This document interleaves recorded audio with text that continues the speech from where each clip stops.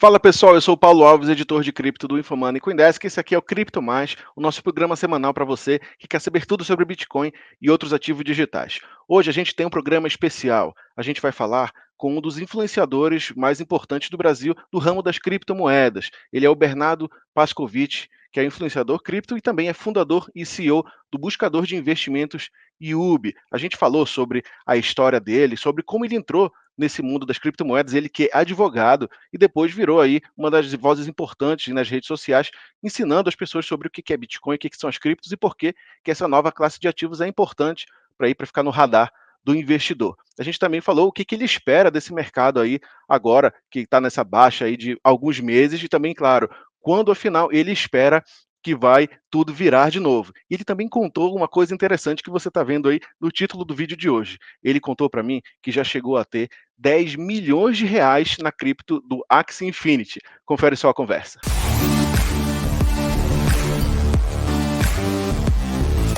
Então, pessoal, hoje eu estou aqui com a presença do Bernardo Pascovitch, o fundador e CEO da Yubi, que é um buscador de investimentos. Bernardo, muito obrigado por topar falar com a gente hoje. Obrigado pelo convite, parabéns pelo programa, super legal essa série de entrevistas. Legal, Bernardo. Eu acho que a gente pode começar nosso papo aqui, já que é para falar de você, da sua experiência. Primeiro, o que é a Yubi? O que você está dedicando seu tempo nesse momento? Você pode contar um pouquinho para a gente? Legal.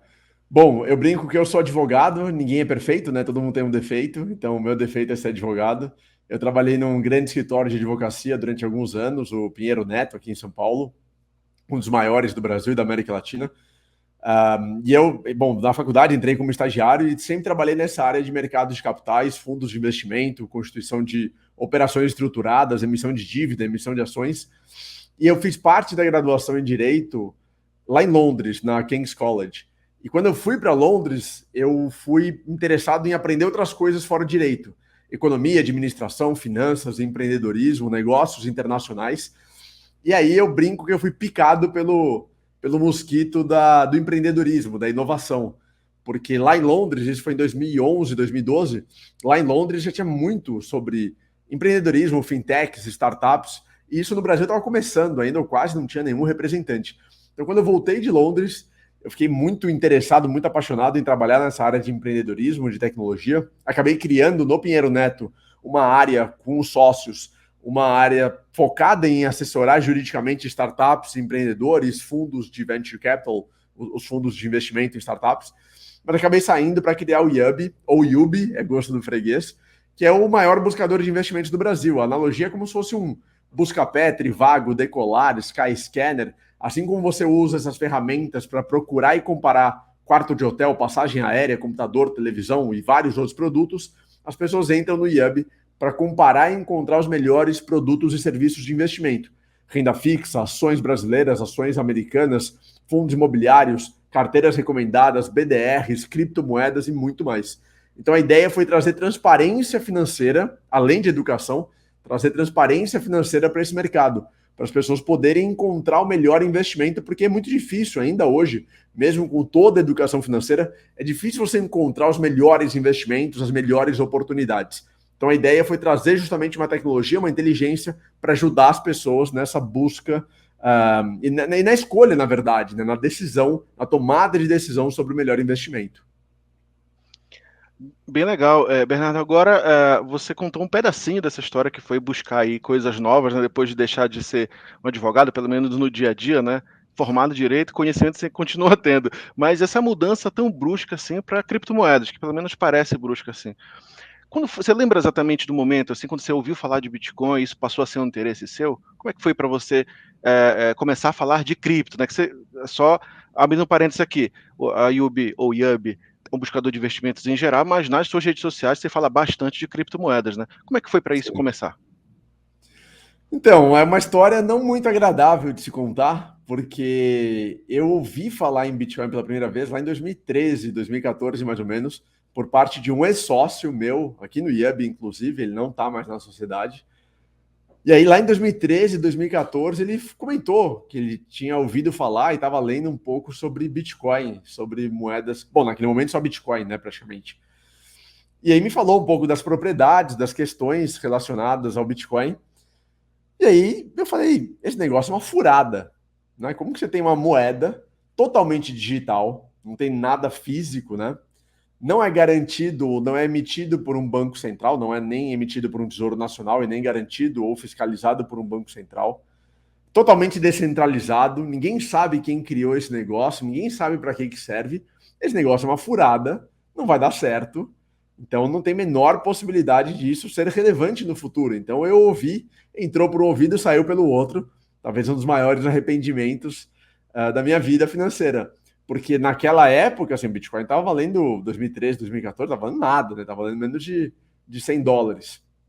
Então, eu realmente não me interessei, achei que era uma grande bobagem, uma grande inutilidade. Mas, por um lado, eu acho muito legal essa minha história, porque eu tenho uma história de primeiro ter rejeitado o Bitcoin, ter rejeitado a inovação enfim, de toda a tecnologia, blockchain, as propriedades do Bitcoin, e depois, com o tempo, aí foi um ponto positivo, acho que eu tive uma humildade para falar, puxa, estava errado, ou estou errado, preciso entender melhor, preciso me aprofundar, porque parece que esse negócio tem algum valor.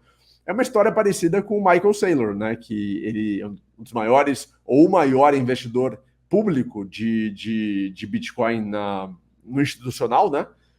Que também rejeitou o Bitcoin no começo, também não se interessava e depois mudou. A minha diferença para ele são alguns zeros na conta bancária ou alguns zeros na quantidade de Bitcoins. Mas eu acho uma história legal justamente porque você não precisa, a gente tem um pouco desse mito de, putz, a pessoa se interessou no começo, né, de primeira, e aí comprou colocou todo o patrimônio em Bitcoin, ficou multimilionário, multibilionário. Não é assim, acho que todo mundo tem um primeiro contato, acaba rejeitando ou tem uma desconfiança, por ser uma tecnologia nova, por ser um instrumento financeiro novo, é normal que você tenha essa rejeição. Então, eu tive essa rejeição, eu só fui me interessar pelo Bitcoin lá para 2018, mais ou menos, quando eu comecei a entender melhor. E na minha visão, o Bitcoin acho que ele se provou realmente relevante no mundo a partir de 2019 e 2020, com a pandemia, com todas as irracionalidades e irresponsabilidades de bancos centrais, imprimindo dinheiro a rodo como se não houvesse amanhã, imprimindo a maior quantidade de dinheiro da história. Então, acho que o Bitcoin e suas propriedades foram muito provadas, comprovadas e fortalecidas a partir de 2020. Você pode dizer que foi a questão da escassez programada do Bitcoin, que é assim, a principal proposta de valor mais tangível, assim, foi o que fez virar a chave para você passar a olhar para o Bitcoin de maneira diferente? Ou foi alguma outra coisa, ou de repente algum evento, alguma coisa que aconteceu aí nesse meio do caminho, que fez você realmente olhar mais para as criptomoedas assim e deixar de ter aquele preconceito inicial? De trás para frente, então, ou de frente para trás, na verdade, do mais recente, lá de 2020, aquele momento, por conta da pandemia, por conta, de novo, de toda essa irracionalidade de bancos centrais, essa impressão desenfreada, eu acho que a propriedade que mais ficou evidente para o mundo foi justamente a escassez programada e a limitação de oferta. Então, em um mundo em que os bancos centrais podem emitir dinheiro a seu bel prazer, da forma e na quantidade que quiserem, sem nenhum controle, nenhuma prestação de conta, nenhuma preocupação com impactos futuros, a gente está agora colhendo muito desses atos que foram cometidos lá na pandemia em razão da inflação, maior inflação dos últimos 40 anos no mundo desenvolvido. Aquilo, acho que naquele momento, acho que foi muito emblemático para mostrar que, olha, o seu dinheiro ele não tem nenhum valor potencial, né? Porque você pode ter um valor atualmente, só que se o Estado pode imprimir ad infinitum, você precisa de uma proteção. Então, do mais recente para trás, acho que essa questão da escassez e da limitação de oferta, que foi muito importante a partir de 2020, com a percepção por parte dos próprios institucionais de que, olha, o Estado imprime quanto quiser, o governo imprime quanto quiser, a gente não tem nenhum controle, não dá para depender do dinheiro estatal unicamente. No meu caso, lá em 2018, acho que não estava tão clara essa questão, porque a gente estava na bonança financeira, no grande crescimento e valorização das ações americanas, que veio desde 2008 até 2021, né? Então, em 2018 não tinha tanto esse debate sobre inflação, nem tinha inflação praticamente no mundo desenvolvido, e também não tinha esse debate sobre essa irracionalidade que aumentou muito pós-pandemia. Já vinha aumentando, claro, mas quando a gente vê o supply do dólar pós-pandemia, é um salto vertiginoso, né? Mas em 2018, realmente, o que começou a me chamar um pouco de atenção foi mais a questão de entender as relações do Bitcoin no mundo cada vez mais tecnológico. Então, eu tenho uma empresa de tecnologia, o IUB, a gente atua fortemente em tecnologia, o mundo cada vez mais tecnológico, e lá em 2018 também, bom, sempre, mas muitas inovações surgindo. E aí foi uma reflexão de, olha, se a vida é cada vez, ou se a vida está ficando cada vez mais digitalizada, se a vida está ficando cada vez mais interconectada, faz sentido ter uma moeda que seja realmente digital, 100% digital, descentralizada, porque o mundo está cada vez mais descentralizado, que não dependa de um governo, porque as pessoas no mundo dependem cada vez menos de governos para fazer negócios, para viver. Então, faz sentido você ter um instrumento financeiro, um meio de pagamento, um meio de transferências, de remessa, enfim, que seja genuinamente digital, internacional, né, sem fronteiras, descentralizado, não controlado por ninguém. Então, para mim, o que virou essa chave foi entender o crescimento das tecnologias nas vidas das pessoas e a necessidade, ou que fazia sentido, ter uma moeda que acompanhasse toda essa evolução da vida moderna. Foi nesse momento que você percebeu que precisava falar sobre Bitcoin e criptomoedas? Como foi que você decidiu começar a falar disso nas suas redes sociais? A parte de conteúdo em si, produção de conteúdo em redes sociais, no IUB veio praticamente desde o começo, porque a nossa percepção, ou a minha percepção, foi de que não adianta só mostrar os melhores investimentos para as pessoas que usam o buscador. Não adianta só você encontrar ou descobrir que o melhor investimento nesse momento é um CDB, Certificado de Depósito Bancário, pagando 120% do CDI, com vencimento em 2 anos, liquidez diária. Você não sabe o que é CDB, não sabe o que é CDI, não sabe o que é liquidez diária. Então a gente percebeu, e não entende também quem é o emissor, o distribuidor, a corretora. Então a gente percebeu que precisava fazer um trabalho de educação para as pessoas entenderem, ou para que as pessoas entendessem o que é investimento, o que são os produtos, quem são os bancos que emitem, as financeiras que emitem, quem são as corretoras que distribuem esses produtos. Então a gente percebeu que era muito importante fazer um trabalho de educação financeira e, de novo, transparência financeira por meio do conteúdo, para explicar para as pessoas o que são os investimentos. A gente começou muito forte nesse sentido, no mercado mais tradicional, levando a educação e levando todo esse conhecimento. E aí a parte de criptomoedas surge muito por uma demanda dos próprios usuários.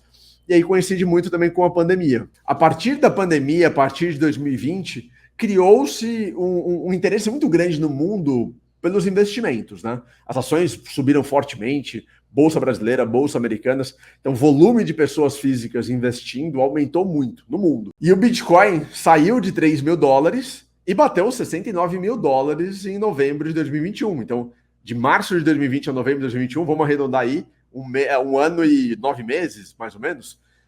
Uma coisa assim gigantesca, né? Uma coisa assim, multiplicar por 20 vezes, né?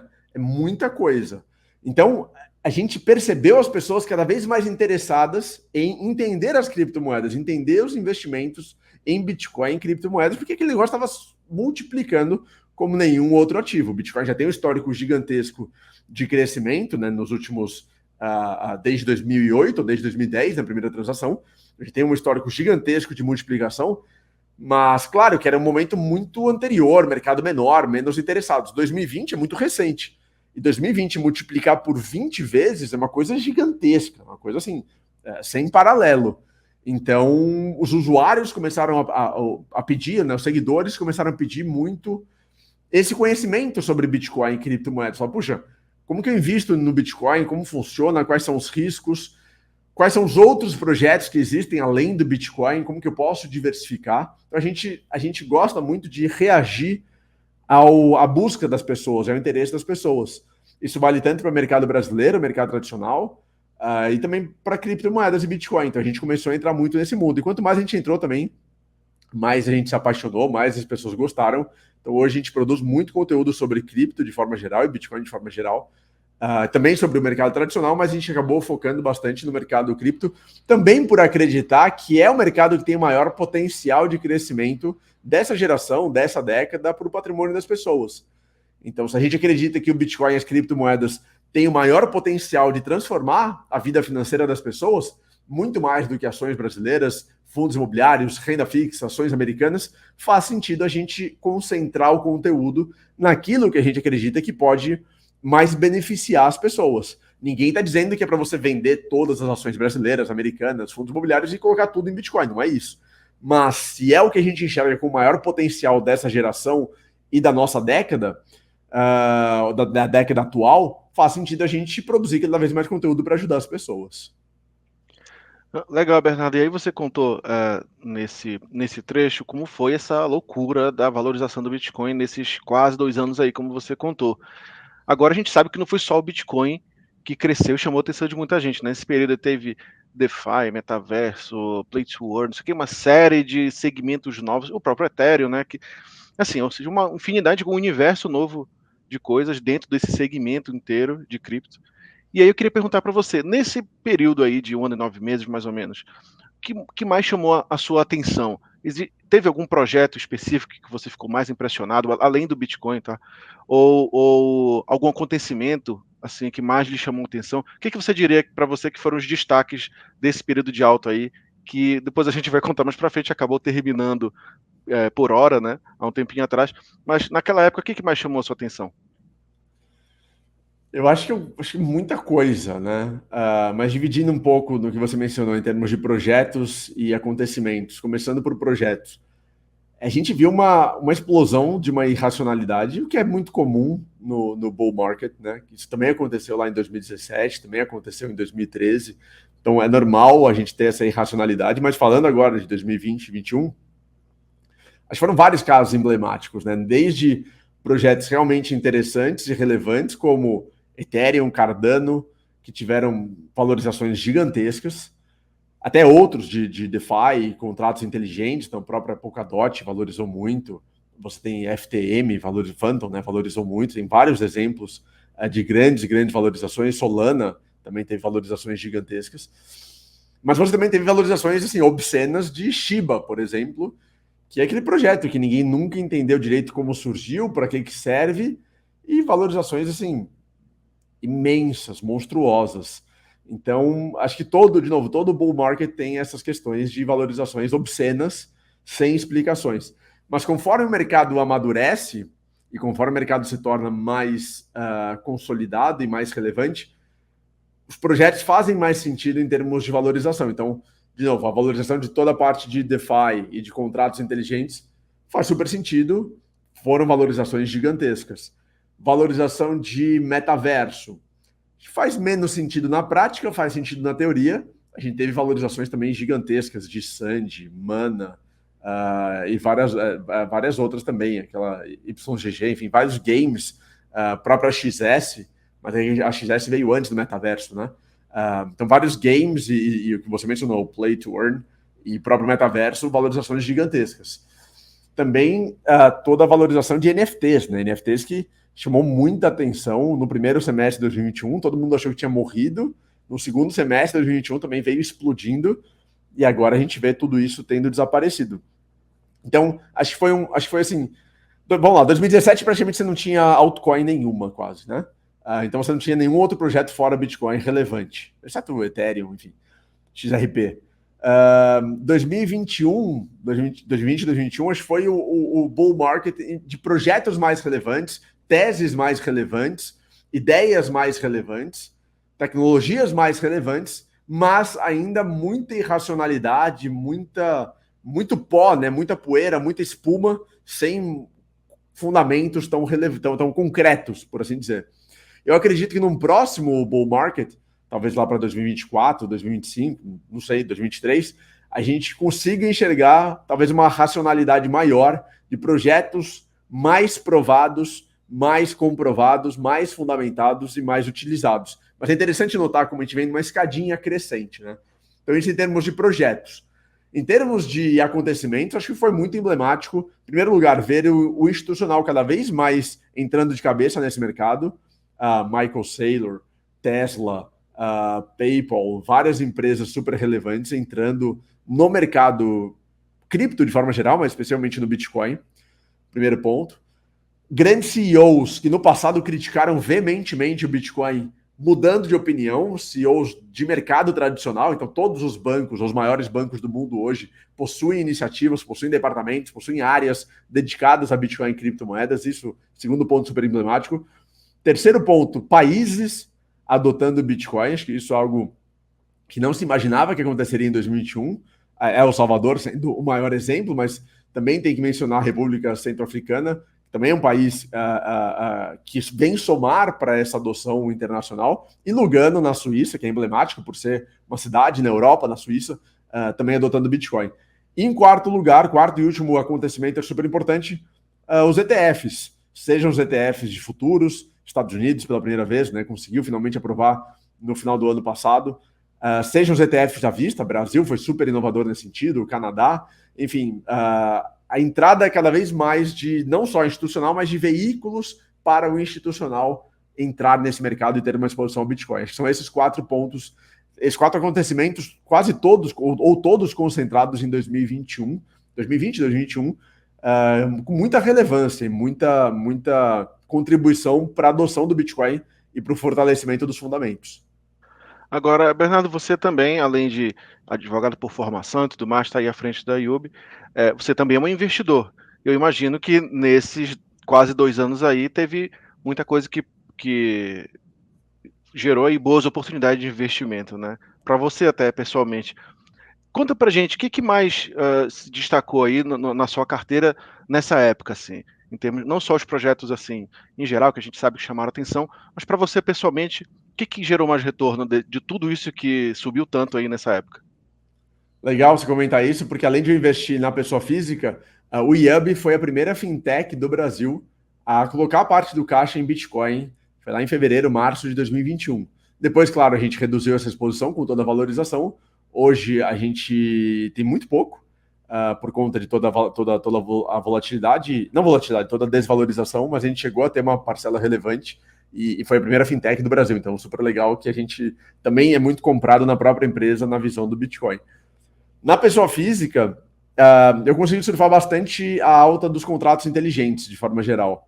Então, bastante em Cardano, próprio Ethereum, Polkadot, Solana, Avax. Então, eu acredito bastante na tese dos contratos inteligentes, gosto bastante da tese do Ethereum. Então, consegui surfar isso super bem. Consegui surfar parte da valorização de AXS. Eu cheguei a ter, assim, muito dinheiro em AXS, mas eu nem acompanhava, na verdade, porque foi um dinheiro pequeno que eu coloquei, que acabou se tornando muito dinheiro por conta dos 70.000% de valorização. Para quem não sabe, a XS em 2021 valorizou mais de 70.000%. Foi a segunda ou terceira criptomoeda que mais valorizou em 2021. Saiu de 30 centavos ou 10 centavos de dólar e bateu na sua máxima $165. Então você bota aí 70.000%, é muita coisa.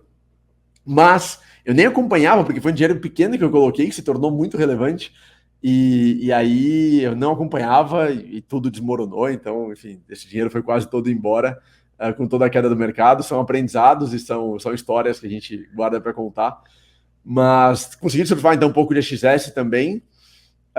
NFTs eu nunca participei, sim, nunca participei diretamente de NFTs, né? Participei, por exemplo, a XS tem componentes de NFTs, né? Você tem alguns games que tem componentes de NFTs, o próprio Ethereum, apesar de não ter nada a ver com NFT, os NFTs são realizados ou são criados, registrados essencialmente na rede do Ethereum. Então, o Ethereum acaba surfando a própria alta e o hype dos NFTs.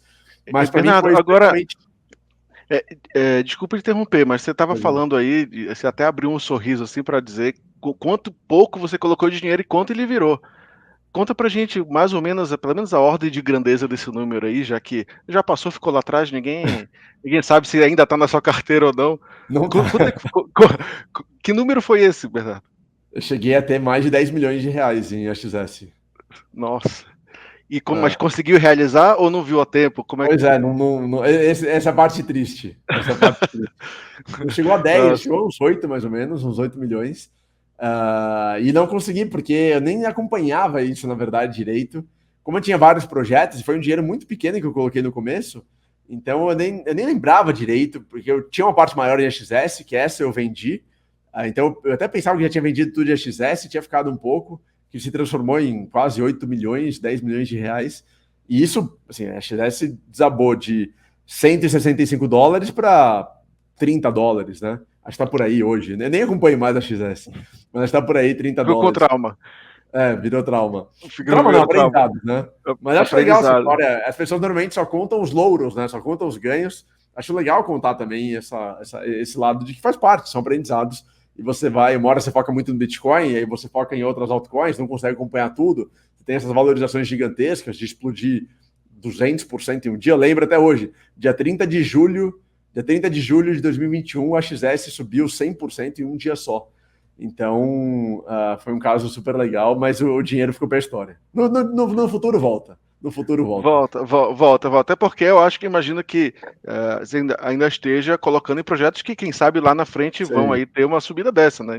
sim, Tudo sim. pode acontecer no futuro. A gente ainda vai falar sobre o que está acontecendo agora, né? Mas aí eu queria voltar um pouquinho antes e falar que depois desse momento de grande bonança aí, as coisas, como você falou, né? Não só a XS, o mercado inteiro desabou, liderado aí pelo Bitcoin, obviamente, né? Tem toda uma questão macroeconômica que a gente sabe, está acompanhando até hoje. Mas você disse que entrou nesse mercado lá em 2018, então não foi exatamente o primeiro bear market que você pega, né?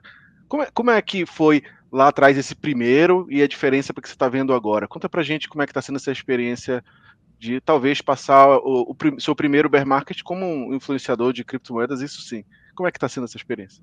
É o primeiro produzindo conteúdo, né? Como você mencionou, como influencer. E o primeiro mais relevante em termos de patrimônio, porque em 2018 eu tinha bem pouco de patrimônio em Bitcoin e criptomoedas. Eu acho que a grande diferença é que o mercado era muito menor, né, em 2018, assim, infinitamente menor em 2018. Você não tinha produtores de conteúdo como tem hoje, você não tinha tantas ferramentas de análise, você não tinha dados históricos, você não tinha publicações, como acompanhar as notícias. Então, acho que 2018 era uma coisa muito solitária. Era só a comunidade, a própria comunidade conversando sobre aquilo, mas tinha um medo muito maior, uma preocupação muito maior daquilo quebrar realmente, daquilo não dar certo, de você perder todo o seu dinheiro, de talvez o Bitcoin não se recuperar. Então, acho que o risco era muito maior do que atualmente. 2022, as coisas são muito diferentes. Você entende que existem países adotando, empresas, grandes investidores, grandes fundos. Você tem uma cobertura gigantesca, então todos os dias, né, sei lá, ninguém sabe quanto, né, mas há milhares, talvez, de informações em produtores de conteúdo, influenciadores, mídia especializada, mídia não especializada. Então, hoje tem muito mais acesso, ou tem um acesso muito maior à informação, a debates, a entendimento sobre tudo o que está acontecendo. Então, acho que as pessoas ficam agora mais confortáveis ou menos angustiadas. Claro, tem muita gente angustiada, muita gente perdeu muito dinheiro, perdeu tudo que tinha. Aí, claro, são decisões financeiras que foram tomadas de forma errônea, mas acho que em 2022 você tem mais acesso para entender o que está acontecendo, ao contrário de 2018. Legal. Bom, a gente já falou aqui que com certeza uma das suas decepções nesse momento de baixa aí foi, né, o AXS, eu tô aqui do Axie Infinity, mas tirando esse, nesse momento de baixa de mercados aí que tem cripto que caiu, só o Bitcoin caiu, chegou a cair 70, outras caíram 80, até 90, e outras foram até a zero, né, que a gente viu aí o caso aí da Luna e da stablecoin lá do Projeto Terra.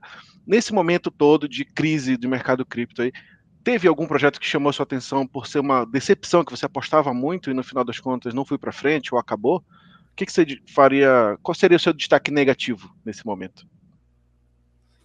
Putz, é difícil, porque a gente já sabia, né? O mercado já sabia, ou quem trabalha com isso já sabia que quando o Bitcoin caísse, todo o resto ia cair muito mais. Então, na verdade, não vejo nenhuma surpresa. Acho que a única surpresa realmente foi o caso de Luna, porque, putz, estava entre as 5 maiores criptomoedas em termos de capitalização de mercado, dezenas de bilhões de dólares, né? De capitalização, assim, um volume realmente muito, muito relevante.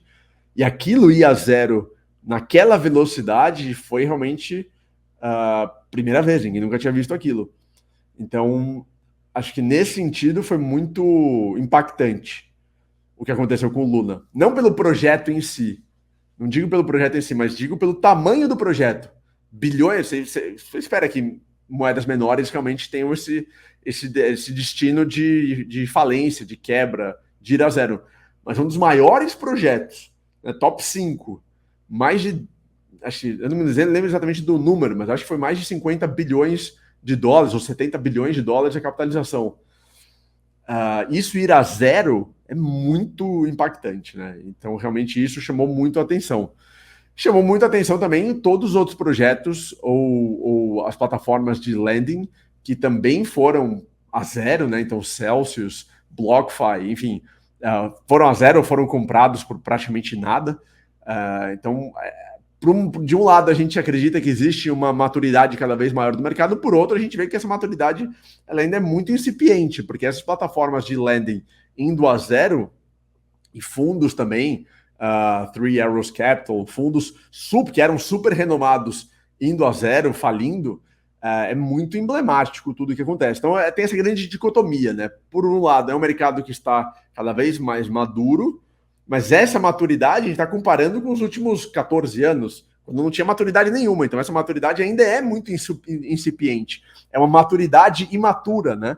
É algo muito novo e as empresas não estão preparadas, o mercado não está preparado.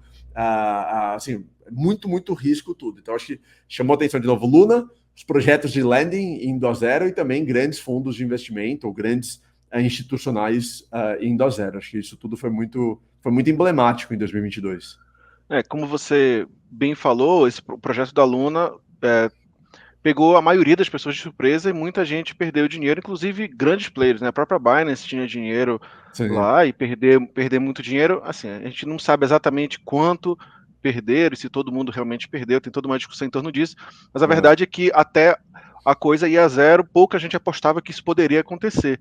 Você chegou a ser afetado de alguma maneira? Você tinha exposição a ela? Como é que foi esse momento, no dia que você viu isso caindo? O que aconteceu com o seu portfólio, com Eu a sua tinha, aposta? tinha Luna, não tinha muito, mas tinha, assim, dentro da minha carteira de criptomoedas, Luna deveria representar uns 3%, talvez 5%. Então, assim, é relevante dentro da minha carteira cripto, nada assim que tenha sido fatal, mas claro que a perda financeira ninguém gosta. A questão é que, assim, dentro de todas as outras perdas, quando a carteira já tá em queda em 90%, 80%, 70%, acaba não tendo nenhum grande prejuízo, mas se for pegar o valor que tinha no recorde histórico de Luna, claro que é um valor maior. Mas, de novo, quando o Bitcoin cai, a gente sabe que todas as outras criptomoedas vão cair também. Então não tem surpresa nenhuma nesse sentido. Eu acho que a surpresa maior talvez, a gente pode entrar depois, mas a surpresa maior é essa questão do Bitcoin versus inflação, né? Porque é aquele ativo que deveria, ou que tem propriedades deflacionárias, e no primeiro momento em que tem inflação na história do Bitcoin, ele não atua como um ativo deflacionário, ele atua como um ativo de risco como qualquer outro, e aí não traz nenhuma proteção para ou contra a inflação nesse momento. Então, acho que isso também é uma surpresa. Não é nada grave, acho que os fundamentos do Bitcoin permanecem inalterados, pelo contrário, tem várias sinalizações de fortalecimento dos fundamentos, mas foi uma surpresa também um pouco negativa para desse ano de 2022 para o Bitcoin. Aí exclusivamente do Bitcoin, né? Porque as outras moedas não têm características deflacionárias como o Bitcoin.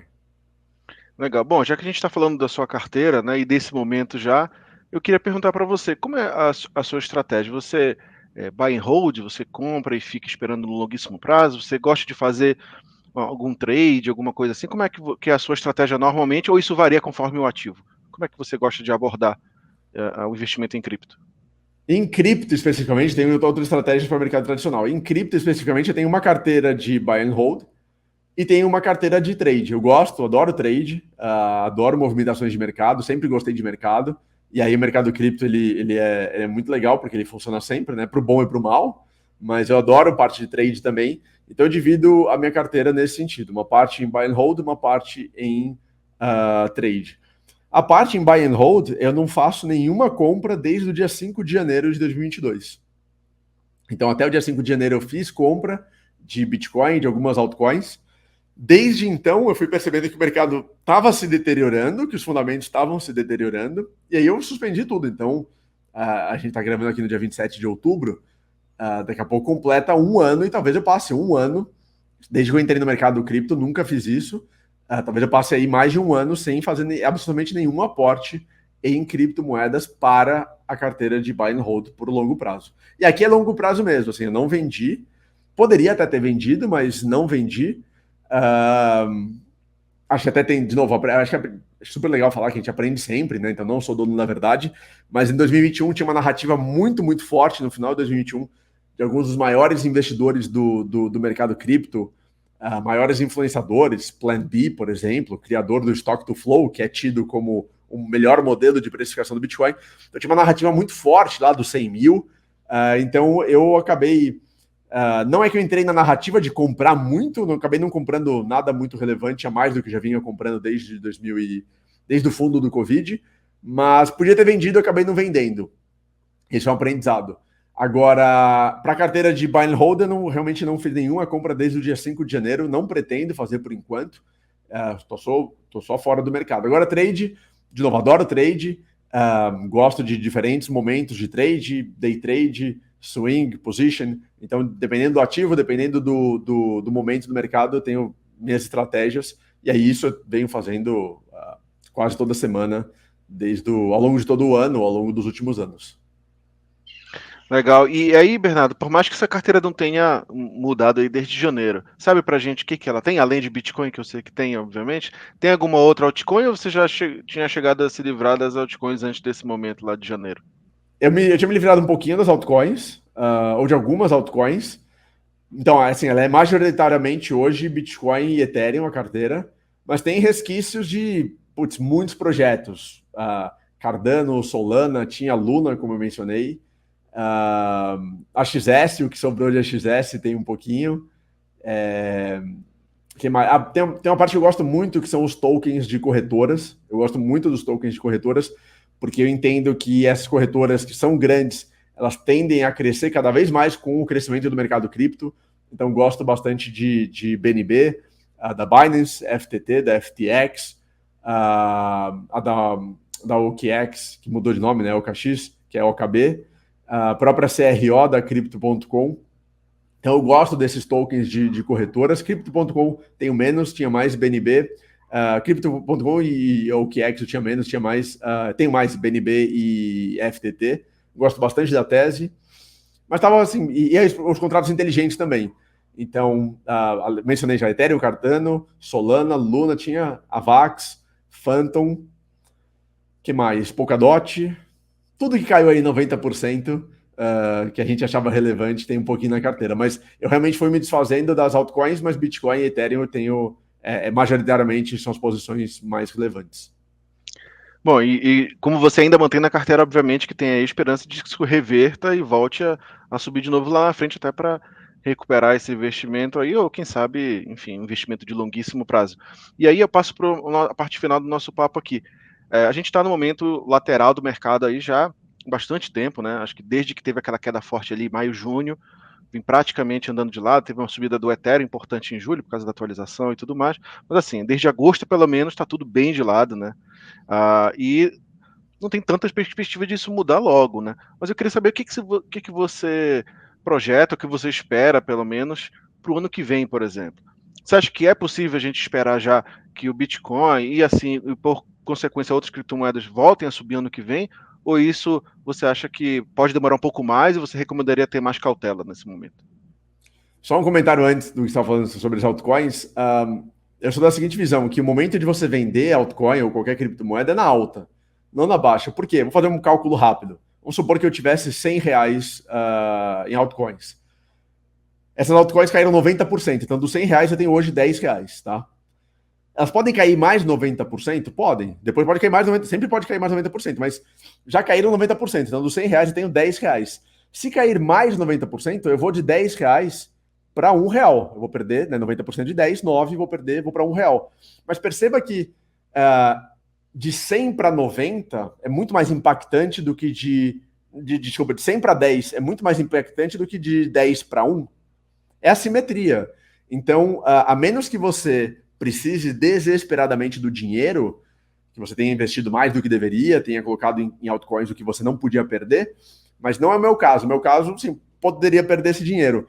Não faz sentido, ainda que possa cair mais 90%, não faz sentido vender nesse momento, porque já caiu 90% do início. Então, 90% dos 90% é cada vez menor o prejuízo, considerando o total que você investiu.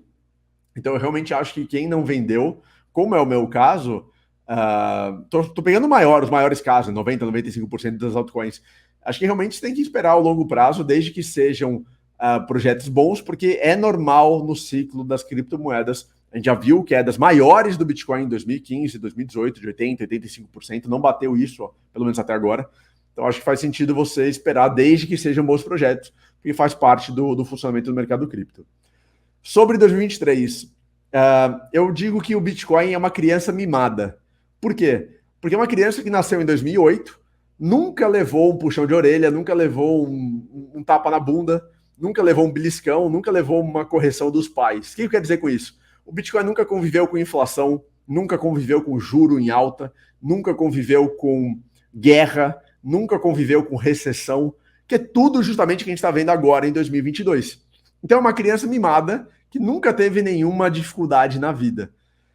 E, portanto, o Bitcoin tem seguido muito o comportamento dos ativos tradicionais, principalmente bolsa americana.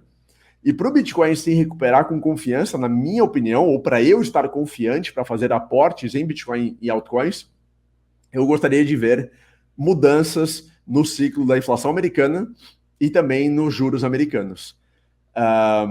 Por enquanto, eu não vejo esses sinais. A gente não tem nenhum sinal de que a inflação americana parou de subir. A gente não tem nenhum sinal de que os juros americanos pararam de subir.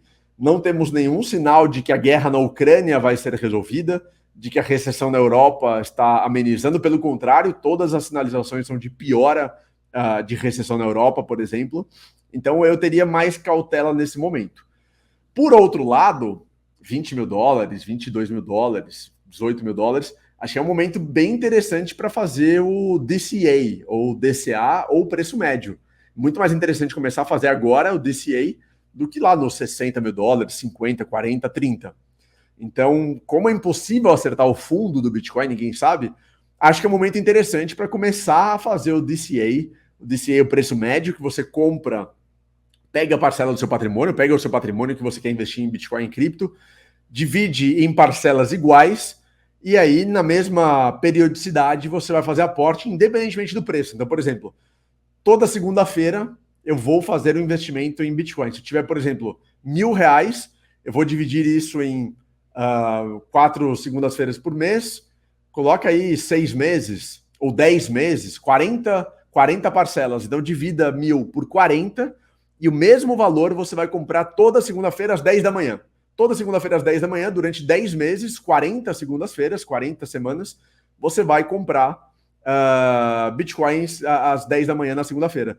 Esse é o DCA, esse é o DCA. Acho que é bem interessante começar a fazer isso nesse momento, porque o mercado já caiu muito. Se cair mais, você vai comprar cada vez mais barato, seu preço médio vai agradecer, vai ser interessante. Se subir, você comprou um pouco mais barato e vai acompanhando essa alta do preço. Então, acho que é um momento interessante para fazer DCA. Eu não estou fazendo ainda porque eu prefiro, assim, como eu acompanho o mercado, eu tenho velocidade para, vou comprar agora.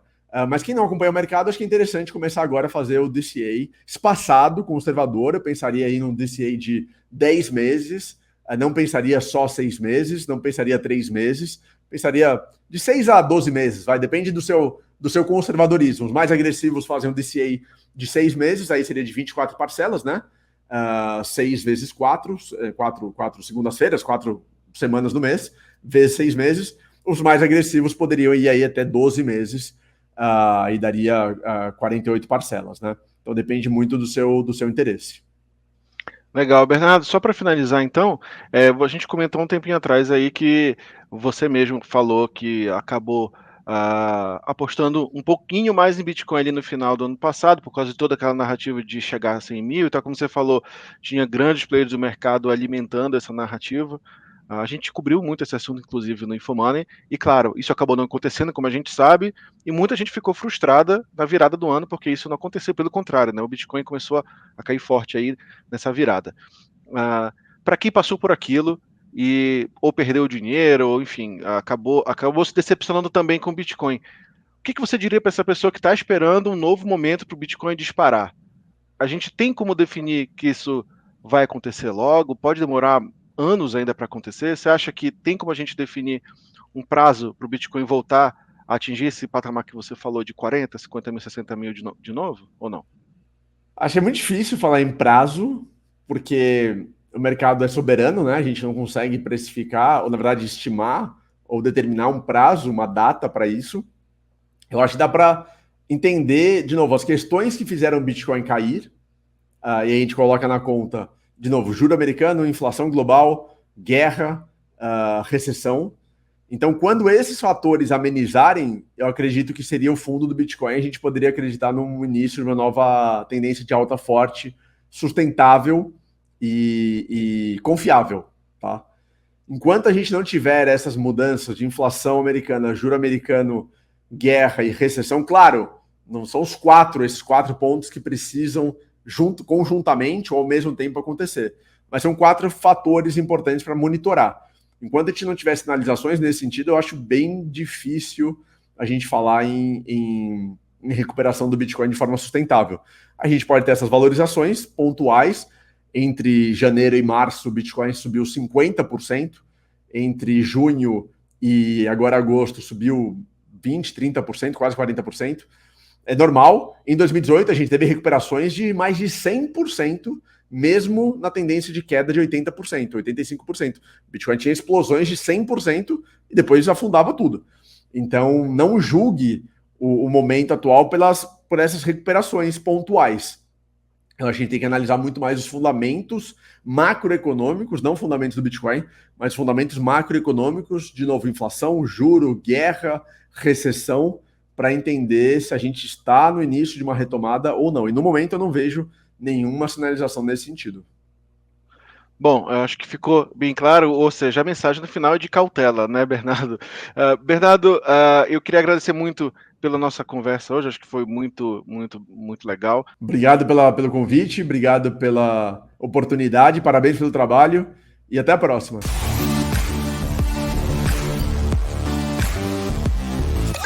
Bom, pessoal, espero que vocês tenham gostado desse papo que eu tive com o Bernardo e espero que você tenha curtido a história dele. Deixa aqui nos comentários algumas dúvidas que você pode ter, quem sabe ele entra aqui e responde para a gente depois, não é mesmo? Então, eu espero que vocês tenham curtido o programa de hoje e, claro, conto com a presença de todo mundo aqui, com a audiência de vocês no próximo Cripto Mais, na próxima segunda-feira. Espero todo mundo lá. Até mais.